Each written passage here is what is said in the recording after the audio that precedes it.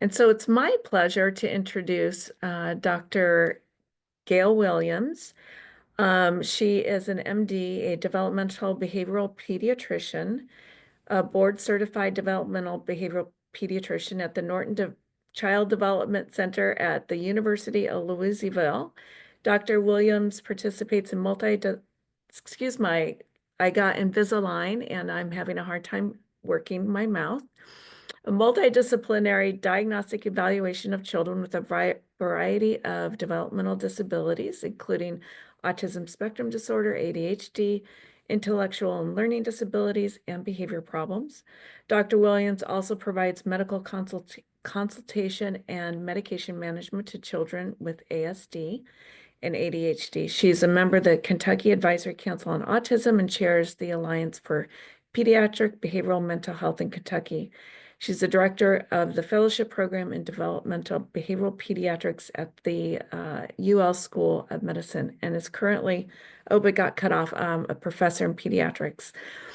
I actually came across an article that she co-authored, and was the lead author, called Addressing Early Education and Childcare Expulsion. And this was published in Pediatrics, which, for those of you who may not know, Pediatrics is like the premier journal. It's a very, very well-established, well-read journal that reaches pediatricians across the globe. And what I appreciated so much about this article is, she talks about the sort of individual level characteristics and issues that we're dealing with, but also the structural level and sort of the issues around racism and implicit bias and how that affects kiddos in context of childcare and in the context of expulsion. So there is a link that's going to go into chat, and you have access to that article. You will also have access to this recording and to the PowerPoints. So after we get the recording kind of put together and the PowerPoint, we will send out an email to everyone who registered. So you can share that with your colleagues or direct them to our YouTube channel. And so with that, I'm going to have Dr. Williams present, but I am going to be sharing my screen to manage some technical issues. And let me get that going. We will have questions at the end. Everyone is muted upon entry just to make this easier. So you will need to raise your hand and then we will unmute you. And I would like to turn it over. Everyone can see my screen, thumbs up. All right, Dr. Williams, take it away. Well, thank you so much, Monica. It's such a pleasure to be able to be with you today and to discuss this topic, which I consider a very important one. I think preschool expulsion, in so many ways, kind of brings together a lot of the knowledge and information that we have accumulated over the past number of days regarding early child brain development, social emotional development, implicit biases and inequities in our society, which disadvantage certain populations of children, and the real need for early childhood mental health consultation to be available. So we'll go ahead and to the next slide. I just wanted to let you know that I have no financial disclosures. And as Monica also just referenced, this presentation is based on the American Academy of Pediatrics policy statement on early education and child care expulsion from November 2023. This is a little bit of an overview of what we're going to talk about today. We're going to go into more detail about the importance of this topic of preschool expulsion, kind of a statement of the problem, because it is a pretty important one in the scheme of things, why it occurs, some of the risk factors for expulsion, both on the child side of things as well as the preschool or daycare program side of things. We'll also briefly touch on how this issue came to public attention and what's currently being done to address preschool expulsion, and perhaps most importantly, what we can do as providers and caregivers to help in this situation and to eventually eliminate preschool expulsion. Next slide. So we know that early childhood education and daycare programs um, have a huge value in our society. I suspect that most of the audience here are very strong supporters of universal preschool in an effort to level the playing field for certain disadvantaged groups of children. Preschool programs provide so many opportunities for young children. In addition to preparing them from school based on, I'm so sorry, based on helping them develop pre-academic skills, they most importantly help promote social emotional growth and knowledge of how to interact with other children, as well as self-regulation. And they do this within a safe, nurturing environment. Excuse me. When preschool experiences are not available due to preschool expulsion, it deprives children of the opportunity. And these are the children who would most benefit from that opportunity to access that social emotional teaching and guidance, which would allow them to function much better in a school setting and in life. There certainly is evidence to support that preschool expulsion has long-term implications for children. Research supports that children who are expelled from preschool are at much increased risk for academic failure and for dropping out of school early.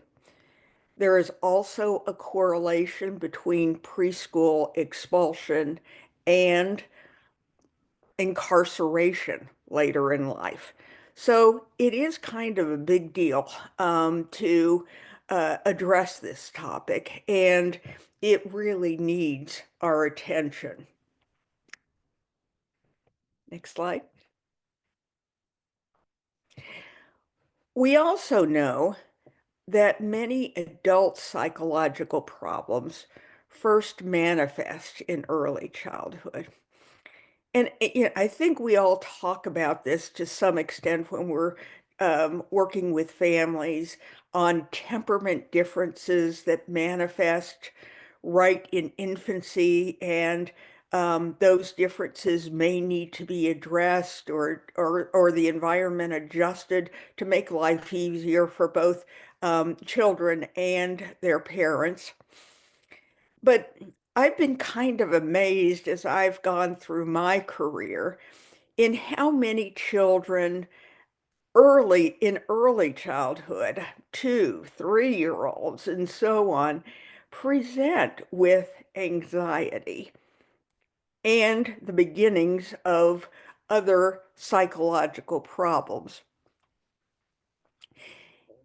In fact, I think it's important to note that um, anxiety and ADHD are actually neurobiologic disorders which have strong genetic components. So it's not surprising that they would be manifested in early childhood. But we often don't recognize that. And certainly we know that anxiety in particular doesn't always present in children as it does in adults. Certainly there may be fears and worries, but often the situation is that children with anxiety present more with irritability, insistence on sameness, sensory defensiveness, easy frustration, which are manifested as negative behaviors. And so, unless we recognize that where these behaviors are coming from, we won't be able to address them appropriately and provide interventions which are going to help children deal with this anxiety. It's also true that ADHD is often manifest. We can go back just a second there. It is often manifest in early childhood. Children with ADHD present with hyperactivity and impulse control difficulties that also that often present as behavior issues as well. Even more common than disorders which come to the level of specific diagnoses or meet criteria for diagnoses through the Diagnostic and Statistical Manual of Mental Disorders, the DSM-5 of the American Psychiatric Association. We know that there are other behavior concerns which, again, don't meet criteria, but which certainly warrant attention and treatment. Next slide. The information that we have at the present time suggests that preschool expulsion is certainly more common than expulsions in elementary school. This information first came out in a survey by Dr. William Gilliam, Dr. Walter Gilliam, excuse me, in 2005, where he noted that preschool expulsion occurred 3 times more commonly than expulsions in elementary school. And this first brought this issue to the public attention. We also know that preschool expulsions are much more common in private settings, private preschools or community preschools, than they are in public preschool settings. And that again, they target certain situations, certain children more than others.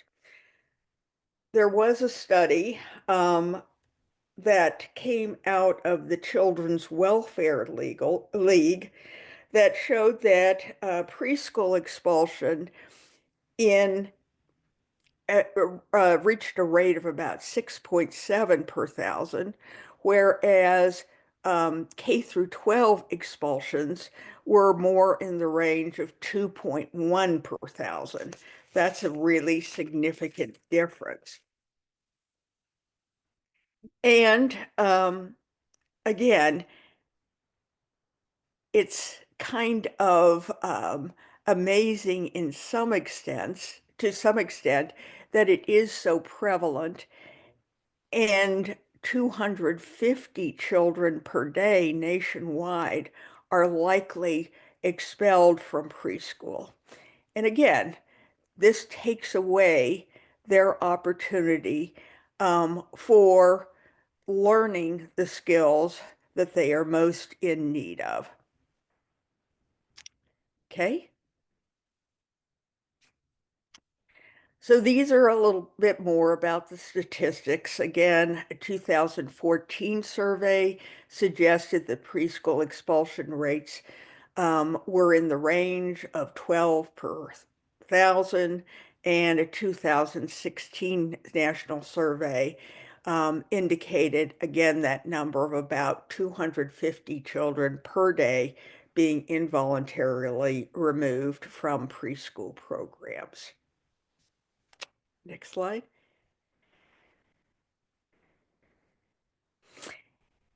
And certainly, even though these statistics are pretty impressive in and of themselves, we know that in all likelihood, these are significant underestimates of suspension and expulsion rates.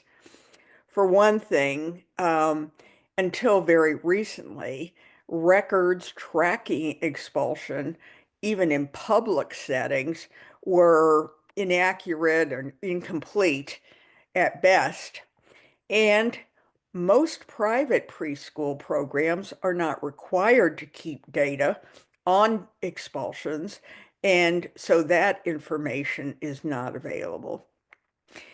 It's also not taking into account the number of families and children who are affected by complaints from preschool directors about their behavior, so that the families remove the children involuntarily and don't wait for an expulsion to occur. So again, it's a big issue. And I wanted to share a brief video clip that talks about this issue.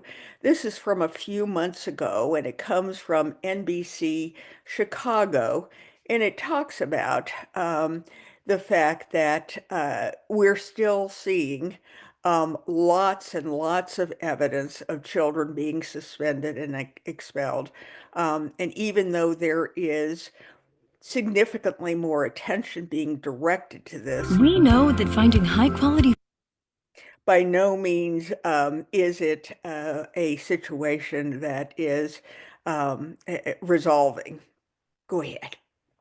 foods you can trust can be challenging. That's why Go Macro.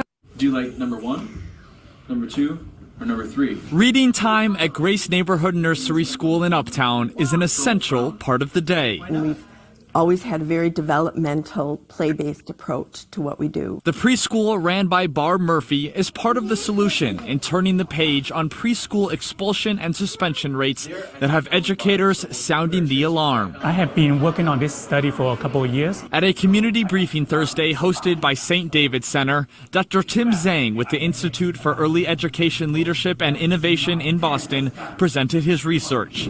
Zhang found that 49% of preschool teachers said they suspended a kid in the past year. Black children account for almost 50% of public preschool suspensions, but less than 1/5 of all preschoolers. Children with disabilities are also more likely to be suspended, and boys are expelled 4.5 times more than girls. The children have to learn about the problem-solving skill in this in-classroom setting instead of just sending them home. Grace Neighborhood is doing just that. They are living in the real world, and we have to understand their world so that we can tailor our strategies to meet them where they are. Murphy says these early developmental years are foundational for lifelong success. The troll was bursting with anticipation. That's why the preschool takes an individualized approach with each student. We want every child to leave here to say, I like school and I know how to do school.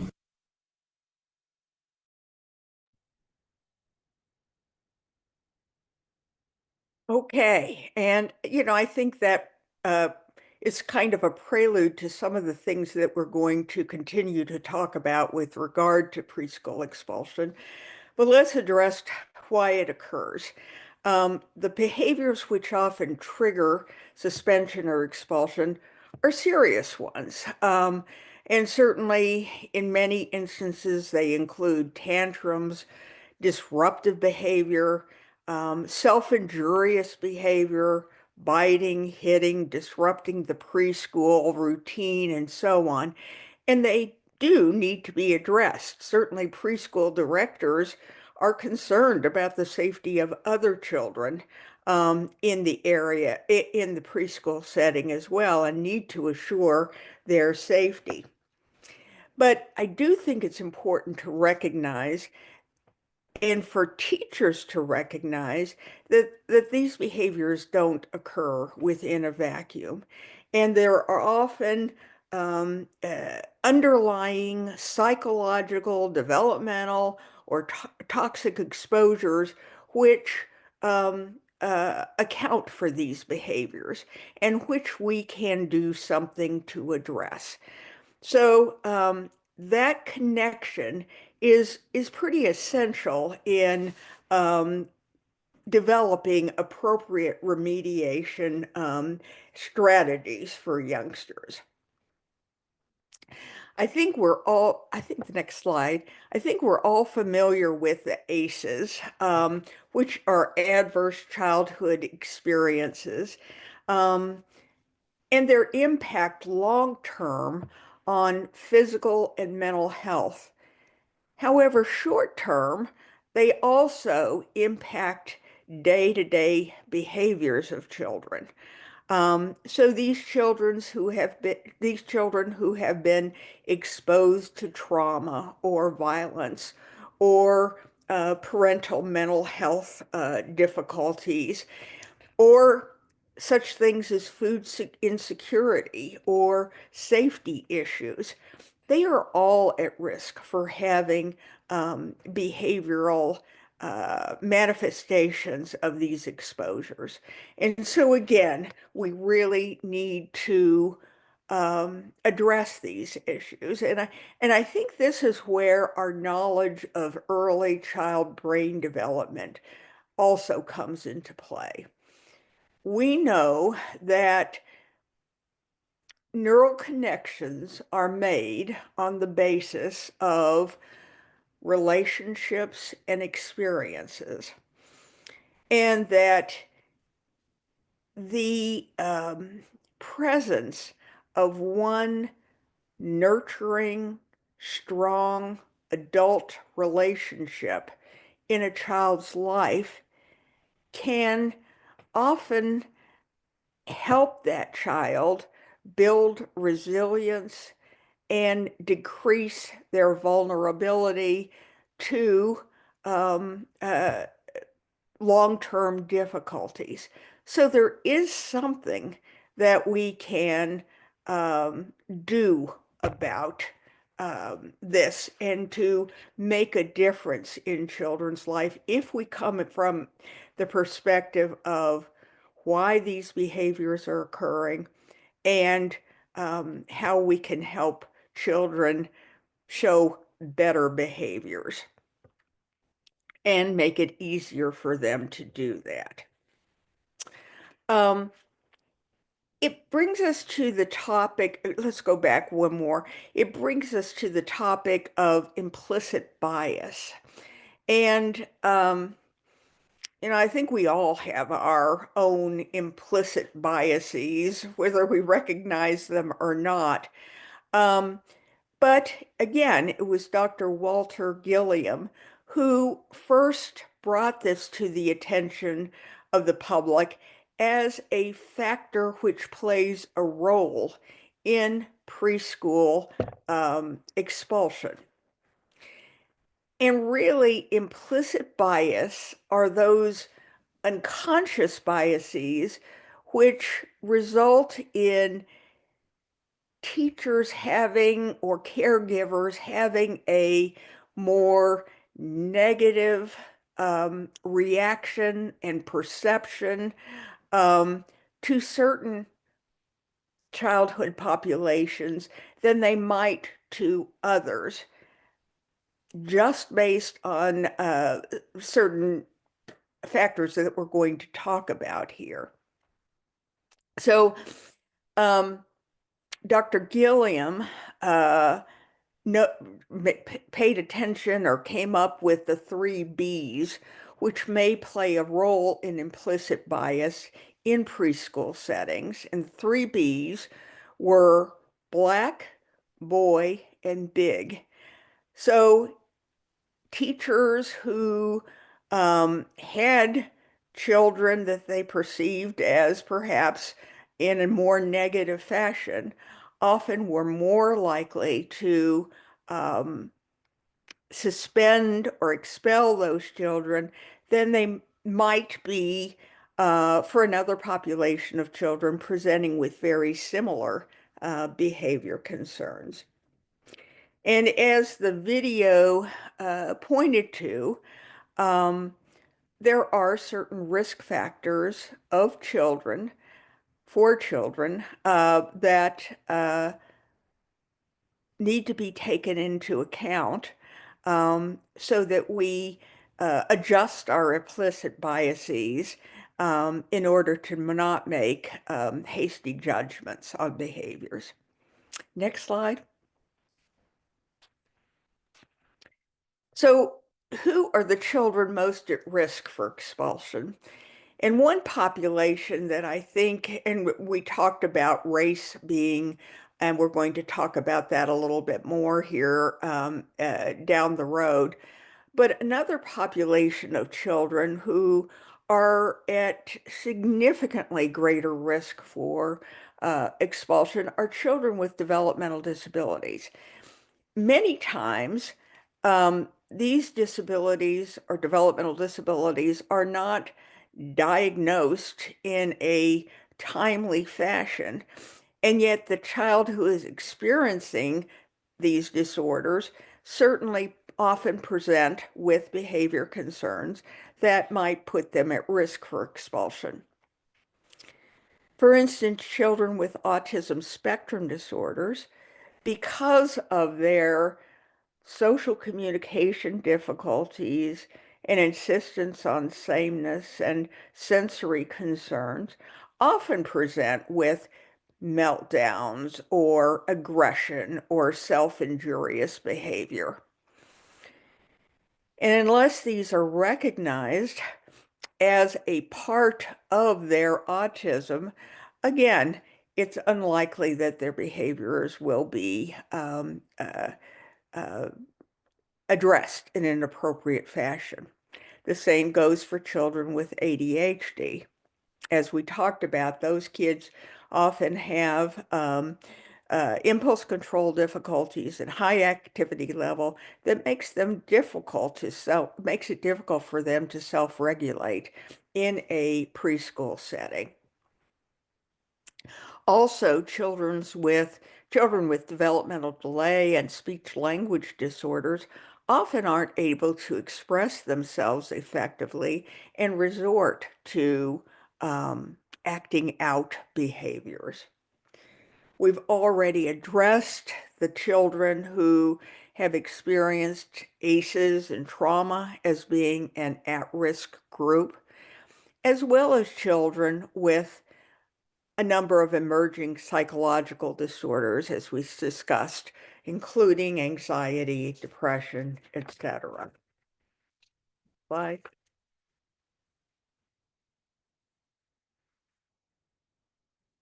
Coming back to the issue of race, which I think is really a very important one, we know that there is systemic racism in our society, and it is important to acknowledge that as a risk factor for preschool expulsions. The data vary somewhat, but again, it is clear that Black boys, who represent only about 20% of the preschool population, are responsible for up to 50% of preschool expulsions and are 3.5 times more likely to be expelled than white children. This is also true for Black girls, who usually represent about 20% of the female enrollees in preschool, but again, a much higher risk for expulsions. Maleness in and of itself is a risk factor, and as the video mentioned, they are expelled at 4.5 times the rate of female students. Next. There are also risk factors on the part of the daycare or preschool program that contribute to preschool expulsion. And I think first and foremost among these are a lack of training of the staff in child social and emotional development, and the lack of access to consultation with specialists in development, behavior, and childhood mental health. I think many times staff in daycares and preschool programs have not had a lot of access to our knowledge of early child development. And it's easy to interpret behaviors in a negative way unless you kind of understand, again, where they're coming from. So this lack of understanding can certainly contribute to preschool expulsion. We've already mentioned implicit biases. Other factors in preschool expulsion, next slide, would include much larger class sizes that are recommended. The National Early Education Society recommends that a ratio of 1 to 10 teacher to child be used or is recommended for children in the age range of 2.5 to 5 years of range. So much larger class sizes contribute to more behavior concerns, and the lack of structure is also a feature. Preschools that have a variety of developmental activities available and environmental stimuli are much less likely to have problems with preschool expulsion than those without those features. And that's why it's so important that we help guide families to quality programs which are going to allow the child to best grow and develop. Certainly, we know that many providers are underpaid, and this in addition to the stress that comes with the job of working with children on a daily basis may contribute to poor morale. So again, I think it points to the fact that we hope, and I think most providers are very, very much concerned with the welfare of children, but unless they're given the support and training to be able to intervene appropriately, again, this risk of expulsion is going to be greater. Okay. We've mentioned Dr. Gilliam before, and the fact that he was the one who brought this issue to national attention. He is actually a PhD in school psychology, who formerly worked at Yale University and now is with the Buffett Early Child Development Center, affiliated with the University of Nebraska. And he has continued to be a tireless advocate for abolishing preschool expulsion. And he has pointed to, again, many of the risk factors and ways to remediate both preschools and daycare programs in helping children not be expelled from school. Next slide. Once Dr. Gilliam had brought this to attention, it was really a pretty big deal that in 2014 and 2016, the U.S. Department of Education and Health and Human Services issued policy statements that address this issues, and they provided recommendations and resources to states in an effort to decrease preschool expulsion. Among the recommendations that they made were, one, tracking data more accurately, because we really did not have a very good idea of the extent of the problem early on, and also establishing developmentally appropriate guidelines. Again, using our foundation of knowledge about child social emotional development. And that these guidelines be implemented without implicit bias.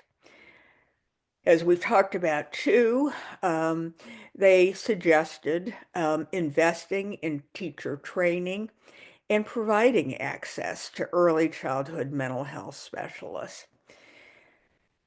I think one component that is particularly important is fostering partnerships between teachers and families. I think most of us would agree that, we are on the same page as teachers, as providers, and family members, that we want the best for that child. And so developing those collaborations, those partnerships are pretty critical in helping establish better behaviors and avoiding preschool expulsion. Next slide. So after these policy statements were made, there have been efforts on the part of the federal government to decrease preschool expulsion, and most of the time that has come in the form of grants and technical supports to states. One of the technical assistance programs that has been implemented in a number of states is the pyramid model for promoting the social emotional competence of young children. And that is a 3-tiered evidence-based approach to addressing difficult behaviors. On the bottom tier, the universal approach to children in general is to provide a positive, nurturing environment that promotes appropriate behaviors and models and trains children in how to accomplish this. The second tier is for those children who have demonstrated some behavior concerns, and it involves targeting specific behaviors through strategies which are going to help remediate those behaviors. And the third tier is a more intensive intervention strategies and involves that team approach that we were kind of talking about, where parents are involved as well as consultants and so on to help a child turn his behavior around so that he will not have to be expelled from preschool. There have also been a number of private organizations which have developed policies on preschool expulsion and which provide resources and training for both families and professionals in an effort to, again, avoid preschool expulsion. Next slide. I think probably most of you are familiar with the organization 0 to 3, which provides a wealth of information, resources, webinars, videos, and so on early child development. And they also developed a policy statement on preschool expulsion and have resources available for, again, families and professionals. I wanted to share this video clip with you because I think it kind of personalizes the issue of preschool expulsion. You know, we talk about it in general terms, but again, I think this targets the individual impact that can have on a child and ways that we can intervene with relatively simple strategies, again, to avoid that problem. So this is Dr. Claire Lerner, and she is a consultant with 0 to 3. And this is about a 10-minute video, but I think it's extremely helpful to, again, have an idea of the impact.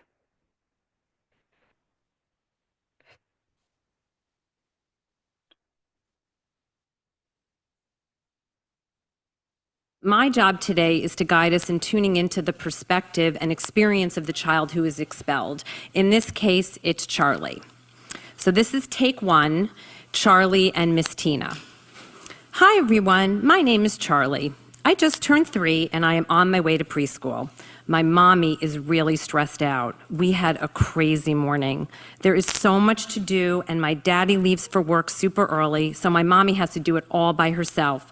Get my brother and sister ready to make their bus in time, and then get me to school so she can go to her daytime job. That's right, mommy has to work 2 jobs, one at night and one during the day, so we can keep our apartment and not have to move in with Aunt Teresa.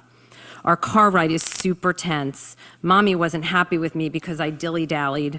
I have a really hard time getting organized in the morning, and I wasn't ready in time. Not feeling too good about myself right now. When we get to school, I don't want to say goodbye to Mommy. I hate it when she's mad at me. I start to cry and won't let her go. My teacher, Miss Tina, tells me it's time to say goodbye and that I need to find something to do. I am frozen. I look around the room at all the kids playing, but I am so upset that I can't think. My feelings are taking over my brain. Then Joey arrives. I am so happy to see him. I pull on his arm to take him to the sand table to play, but oh no, he says I'm hurting him. Miss Tina comes over with an angry, scrunched up face and tells me to let go of Joey immediately. She shouts, Charlie, I've told you 1,000 times you cannot grab your friends. You need to use your words. No one will want to play with you if you hurt them. She acts like I did it on purpose. I'm just not so good with words yet. Miss Tina tells me to have a seat at the table all by myself. I am sad and alone, and all the kids are looking at me like, there goes Charlie again, back in timeout. Then it's circle time, which I love, but it's very hard for me to sit still. I feel all jumpy inside. My brain is telling me not to move, but my body just wants to keep going. I get this idea to hop up and down like the frog in the book we're reading. The other kids start to get up and jump just like me, but in her angry voice, Miss Tina tells everyone to sit right back down. Then she looks at me and says that since I can't control my body, I have to go sit at a table away from the group. I am always getting into trouble. Later on the playground, a bunch of kids are playing a chasing game that looks like so much fun. I join in. I'm going really fast and I'm getting so excited. I get really close to Layla and tag her, but she falls down and shouts, you can't play, Charlie. Miss Tina shouts, Charlie, you can't play with your friends if you're going to hurt them. Tell Layla you're sorry and take a time out. I didn't mean to hurt Layla. I am so mad I pick up a whole handful of mulch and throw it. Miss Tina says, okay, Charlie, you're done. Time to call Mom to pick you up. Mommy arrives and is fuming, like in the cartoons when the fire comes out of people's ears. Miss Tina tells her, as if I'm not even there, Charlie has no self-control and is putting other kids in danger. He can't come to school if he can't behave. My mommy starts to cry. She asks what in the world is wrong with me and how is she supposed to work if she can't take me anywhere? If I can't go back to school, I won't get to learn how to be a good friend, which I want so badly. And I won't get to learn all that cool stuff Miss Tina shares with us at circle time, or make those fun projects, or be in charge of the calendar, or give out snack, all those things that make me feel like such a big boy and a team player.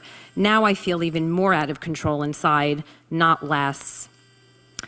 So children like Charlie are not purposely misbehaving or making trouble. They have what we call regulatory challenges. This means that their sensory systems have a hard time controlling their reactions to emotional and physical stimulation, which leads to impulsive and disorganized behaviors. Stress and chaotic environments at home and in the community can also result in poor self-regulation. When children feel out of control on the inside, they act out of control on the outside. The fact is that even without challenges to their sensory systems or significant stress in their worlds, children under 3 have very little self-control. Challenging behaviors rarely surface overnight. The roots are often seeded in infancy and toddlerhood. Parents and other caregivers need support in identifying babies' unique needs, providing sensitive, responsive care from the start, and helping children learn to manage their strong emotions and impulses, not shame and punish them for behaviors they cannot control. Punitive, harsh approaches erode children's self-esteem, decrease their ability to self-regulate, and lead to an increase versus reduction in maladaptive behaviors. When children are expelled, they are further victimized. They lose their opportunity to learn to function effectively in a group, and they miss out on all kinds of learning opportunities. Parents lose what should be a source of support, a teacher who helps them understand their child and provides crucial support and guidance. When children are expelled, this naturally increases parent stress, further taxing their patience and their ability to engage in positive parenting practices to the child's further detriment. So now let's go to take 2, Charlie and Miss Patty. Hi everyone, my name is Charlie. I just turned 3 and I'm on my way to preschool. So you already know we had a really stressful morning, that my mommy is mad about my dilly-dallying, and that I had a really hard time separating from her at school because we were in a bad place. But this time, Miss Patty is in charge. She comes over with the warmest smile and says to my mommy, "Tough morning, huh? Don't I know about those?" Wow, my mommy relaxes a little. Then Miss Patty crouches down to my eye level and says, "Charlie, we are so glad to see you. I know it's hard to say goodbye to Mom sometimes, but she needs to go do her job. And guess what? You also have an important job. That's right, feeding the fish." I see Mommy give a big smile to Miss Patty. Then she gives me a big hug and tells me that she knows I'm going to be a great helper and have a great day. I am so proud and excited to help Miss Patty that I don't even watch my mommy go out the door. Then Joey arrives. I am so happy to see him. I pull in his arm to take him over to the sand table. Oh no, he says I'm hurting him. But I didn't mean to. I just wanted him to play.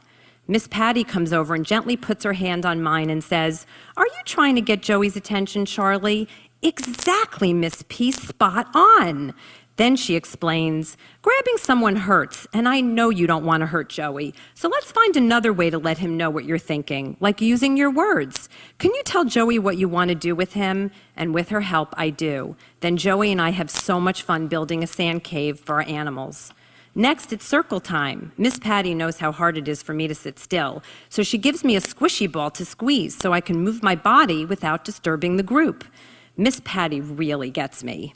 And then, when I start to hop up and down like the frog in the book, instead of getting mad at me, she suggests that we all get up and act out the story. She turns my idea into something that makes everyone happy. Later on the playground, a bunch of kids are playing a chasing game that looks like so much fun. I get really close to Layla and tag her, but I push too hard by accident and she falls down. Miss Patty comes over and says, "Charlie, it looks like your body got really revved up and you didn't know your own strength. You didn't mean to push Layla down, but it's still important to apologize," which Miss Patty helps me do. Then she has another great idea. She announces that we're all going to get our energy out by playing a game where we push each other on scooter boards to the other side of the playground. This way I can use all my pushing power, but in a fun, safe way that I can do with my friends. Now it's time to go home. When Mommy picks me up, Miss Patty tells her how much energy I have and how my body craves movement, and that it's not my fault. It's just how I'm wired. I think that's the funny word she used. She explains that we are working on ways to help me learn to control my body and my feelings, and how proud she is of me for trying so hard, because it is really hard work. Mommy looks so happy and she gives me a big hug. Yay! Miss Patty also tells Mommy that she has put a list in my backpack of stuff she and Daddy can do at home to help me be more in control at home, so we can have less anger and more love. So in this second scenario, we see the same behaviors, but a completely different reaction on the part of the teacher and a completely different outcome for the child. Why? Because Patty has had specific training on understanding the root causes of challenging behaviors. She has also benefited from the modeling and support of her supervisor on how to remain empathic and loving while also setting appropriate limits, providing Charlie the tools he needs to cope and adapt in a group setting, skills he will need to succeed and thrive in the outside world. Equally important, Patty's program sees parents as partners. They don't blame or criticize, alienates families. They are empathic to the challenges parents face and see their role as helping parents understand and nurture their young children's healthy development. Indeed, while we are focused today on early childhood programs and supporting caregivers, it's important to note that we also need to support parents in nurturing positive social emotional development, starting from birth. Quality programs do both.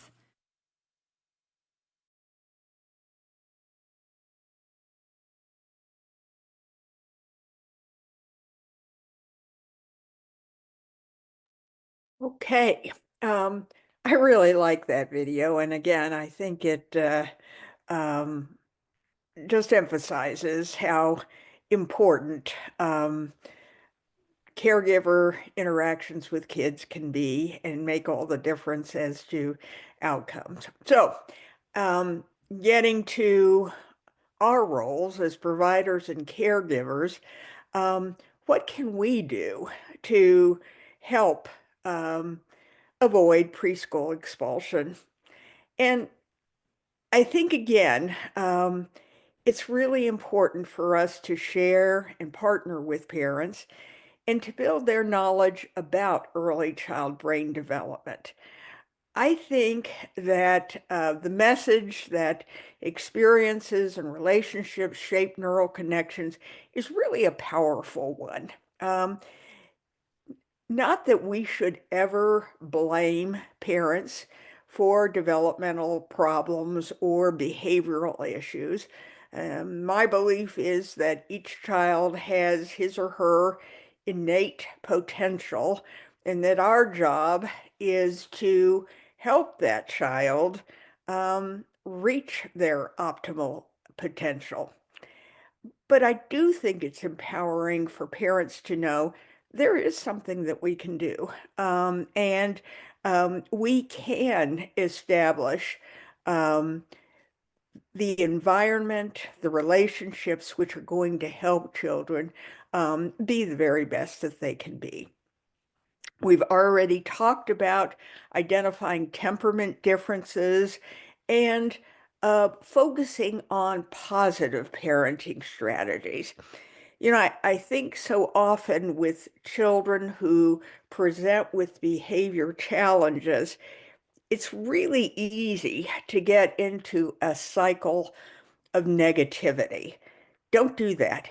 Why can't you stay still? Those types of things. And and that becomes the bulk of the parent-child interactions. So encouraging activities where children and parents enjoy each other.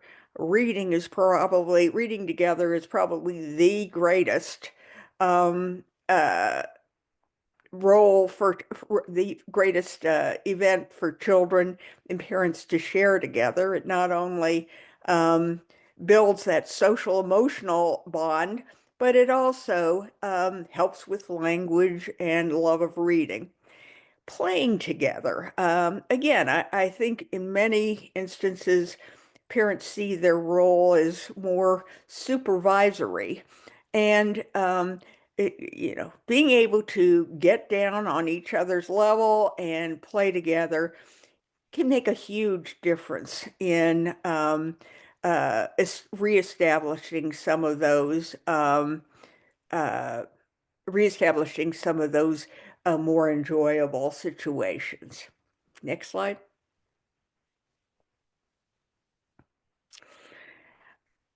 I think, as we've talked about too, we need to guide parents in effective and positive disciplinary interventions. I put this slide, this picture of time out in because while timeout is obviously the preferred disciplinary strategy for dealing with negative behaviors, it's only effective again when time in is rewarding for the child.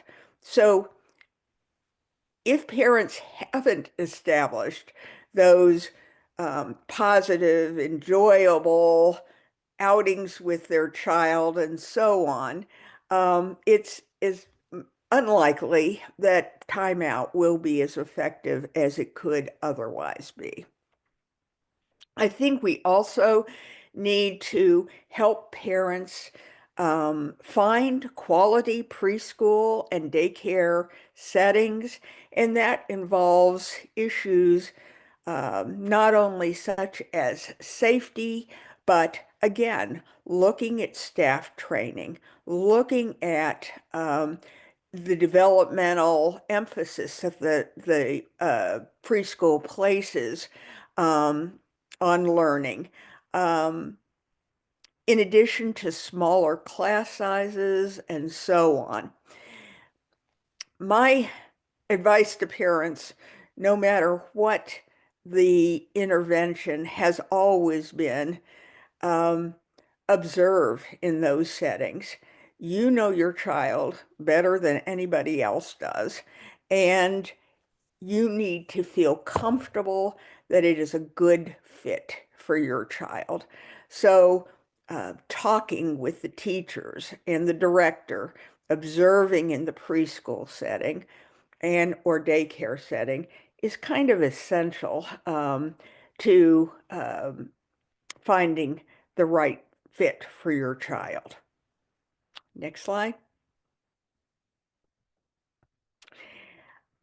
Another of our roles as providers are to screen for those developmental and behavioral concerns. We talked about the fact that children with developmental disorders are at increased risk for preschool expulsion.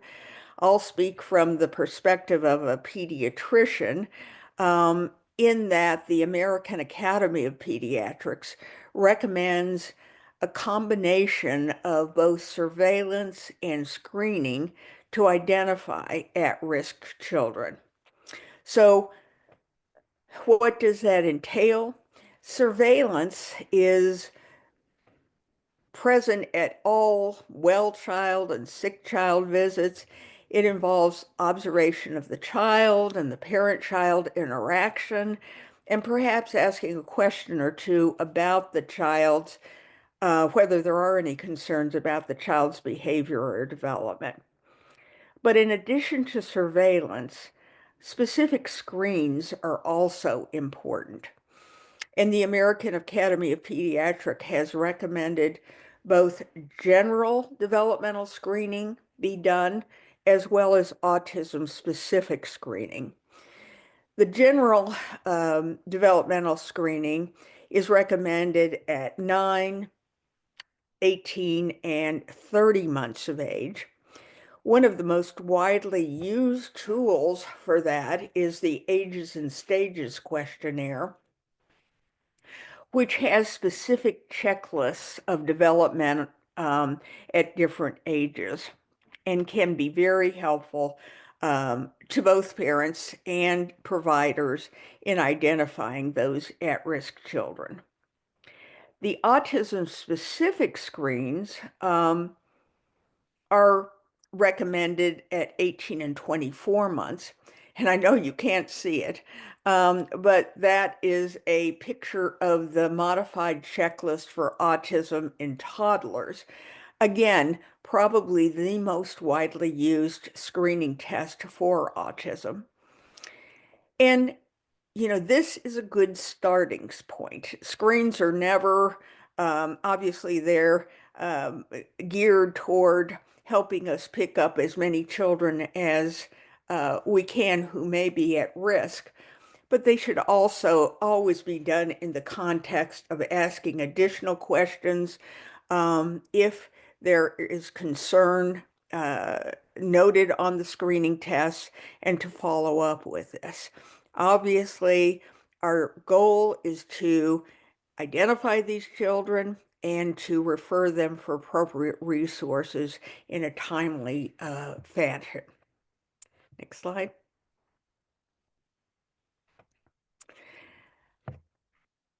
I also am a great advocate, and I think it's one of our roles as providers to really promote integration of mental health resources.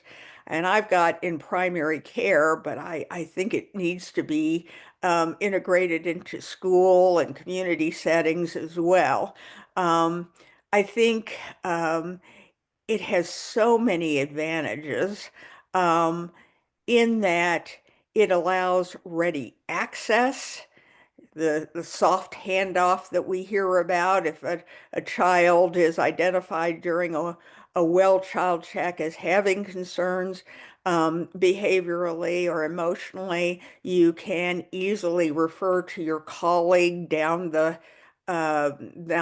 aisle.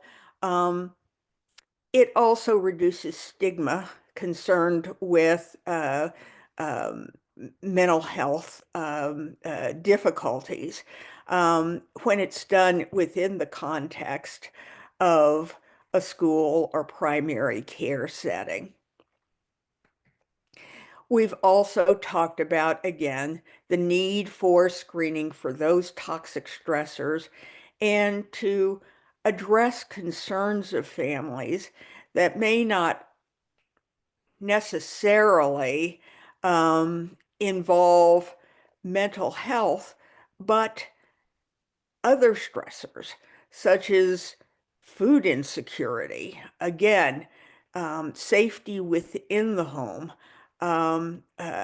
those types of issues have to be addressed as well in order for our mental health interventions to be effective as well. So that is another important step. And, part of our role, and again, integrated mental health systems should help provide coordination of care. Having social workers, having psychologists available, make it so much easier to help families access the resources they need, whether it be food stamps or Medicaid or daycare or preschool programs and so on. Next slide. So again, I'm very much an advocate for resources and community. This is a nice, not an isolated, it takes a village is certainly true in so many ways, but we need resources like libraries and play centers and universal preschool, and we need to assure that each child is getting adequate health care. In my view, that should be the right of every child to have that available. And in many instances, we do have opportunities to collaborate both in our local communities but also to get on board nationally with initiatives which are going to help support children. And I think any initiative which is geared toward the welfare of children is also going to be effective in helping to prevent preschool expulsion. Next slide.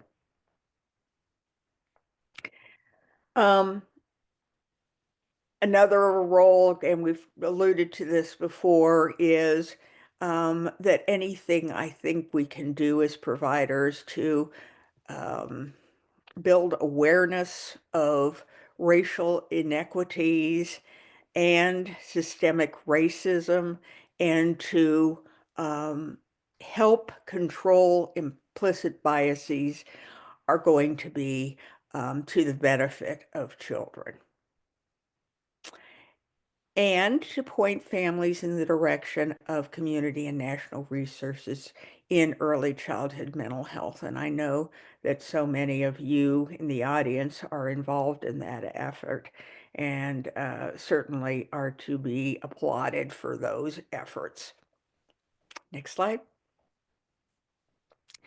So I will just briefly go over some of the conclusions because I do want to leave time for questions. But what we've discussed today is the fact that this issue matters,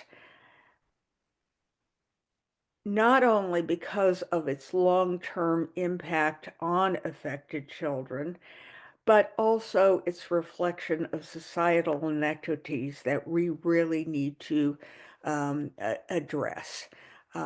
So many children come from environments or situations where they're placed at a disadvantage from the get-go. Anything that we can do to, again, level the playing field for these children and assure that they are going to have the best chance at success in academic settings and later in life is important for us to advocate for. Next slide.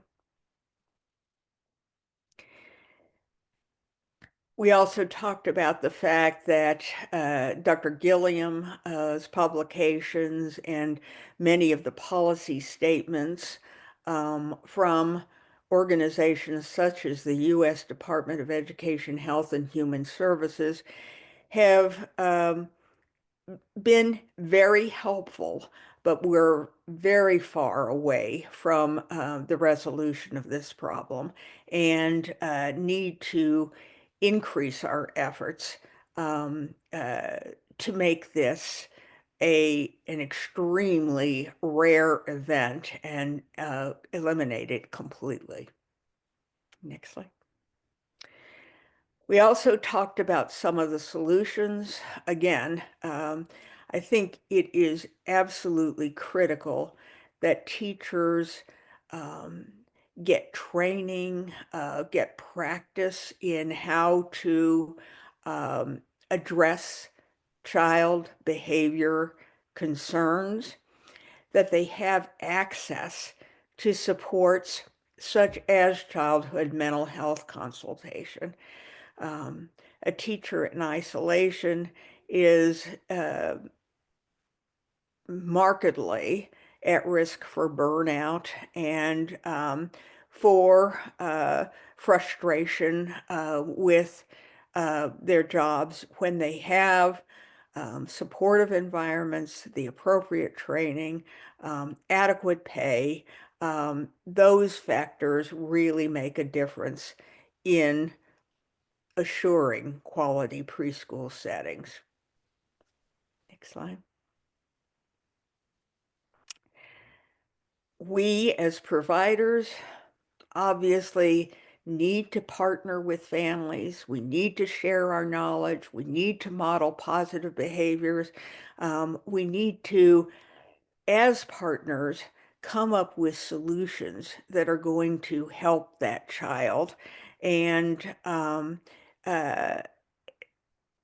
parents have to be on board. It's easy for us to give advice, but we really need to take the family perspective into consideration and come up with solutions which are going to be reasonable for that family to implement. We also need to increase our data tracking so that we really get a better understanding of the extent of the problem.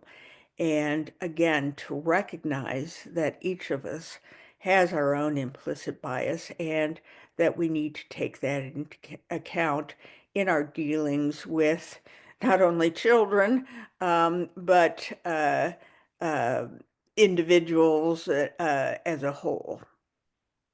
Next slide. So again, I think we have already touched on this. Helping parents develop strategies which are going to be effective with their child. The child is not responsible for implementing those strategies, but if we can help parents put strategies in place which are going to eventually uh, show them improvement in their child's behavior. I think their input is extremely important. Some things are going to work and perhaps others are not going to be as effective. It's an ongoing process. But that's what we have committed to as providers for early childhood care. As we've talked about before, too, we need to screen for developmental and behavioral problems and in some instances, perhaps consult about individual children that are in our care so that they can function more appropriately in the daycare and preschool programs, or just provide general information about social emotional development that will help providers, teachers understand where a child is coming from. And I think, again, we need to be familiar with resources and we need to share those with families. And I think, yeah, these are a number of resources that are available on the topic. They're certainly not inclusive. There's lots and lots of information out there. But this will be a pretty good start, I think, in uh, helping you delve into this topic a little bit more. I think there were 3 pages of those.